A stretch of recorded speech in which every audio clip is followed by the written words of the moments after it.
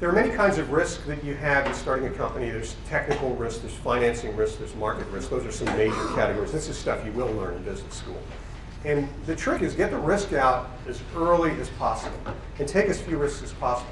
Back to the Go example, that had high market risk, high technical risk, and high financing risk. It was one of the dumbest ideas I ever undertook. But the fact is that you want to get the marketing risk out as early as possible. And if you've got a great product, but you've got to go and explain to everybody why it's great and what they got to do with it, it's not obvious to them. That's just one more risk that you have. So you just have to weigh that along with everything else. I mentioned TiVo before. I don't know why this is on my mind at the moment, but that was a great example. Anybody here have one or a digital video recorder? Okay, there's several people. The rest of you all use your PCs and just rip the stuff off like this. I mean, if you use one, how many people who have one think they can live without it? One. Okay, two, maybe. Okay.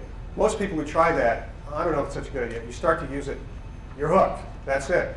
I can watch an hour-long show in 20 minutes, and you know what? It's just as bad.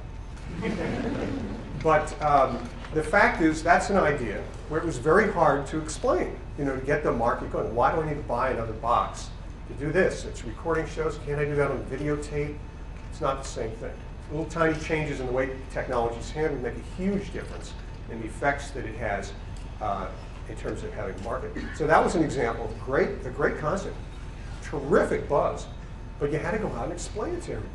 And it's still not where it will be or should be, precisely because they had to go out and build a market for it. So you're better off picking things where people know the market or they accept that they need something.